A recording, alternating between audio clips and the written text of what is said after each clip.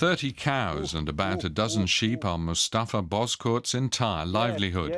Every morning he heads out to the pastures to see how they're doing. He says the more TLC the cows get, the more milk they give. Only a few meters away, the old Turkey ends and the new Turkey begins. Istanbul's new airport, its third, is under construction right next to Bozkurt's village. It's supposed to become the world's largest.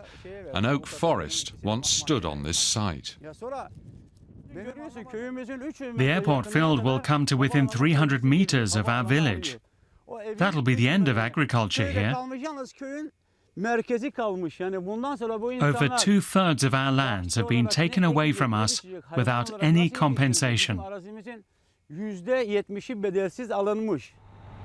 The government justifies the expropriations by citing the common good, the good of the nation.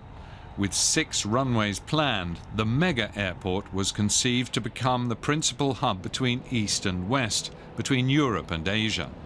The first construction phase is scheduled for completion in 2 years.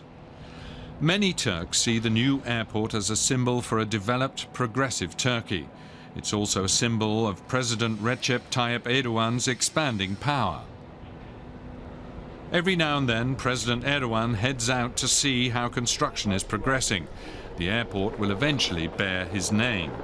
Environmentalists are protesting the loss of vast swathes of forest. The airport consortium brushes it off as an attempt to block progress. We acquired this area as fallow land. It was an ugly sight.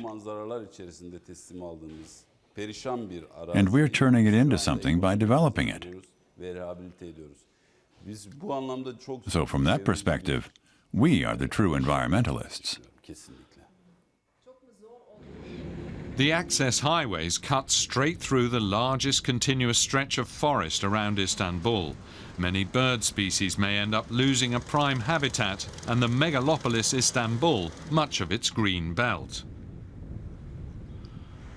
Mustafa Bozkurt's village Yeniköy on the Black Sea is divided over the colossal airport soon to appear next door.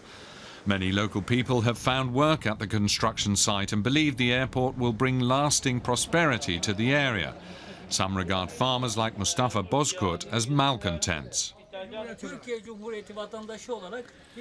As citizens of this country, we are proud of the new airport. It'll make us one of the developed countries at long last. Other countries will envy us for it. And that's why they're trying to make it look bad. Mustafa Bozkurt stays away from the village cafe. He's made too many enemies. But he's fighting the nationalization of his land in the courts and vows to take it to the European Court of Human Rights if necessary. His ancestors founded this village nearly a century ago. He won't be intimidated by anyone. After this, they'll be asking me, why have you been talking to a foreign broadcaster again? That's not good. They'll throw you in prison. That's how the neighbors talk, even though they've suffered huge injustices themselves. But they're all scared. Mustafa Bozkurt knows all too well that he can't win his one-man battle with the Turkish government. But his house on the Black Sea is all he has.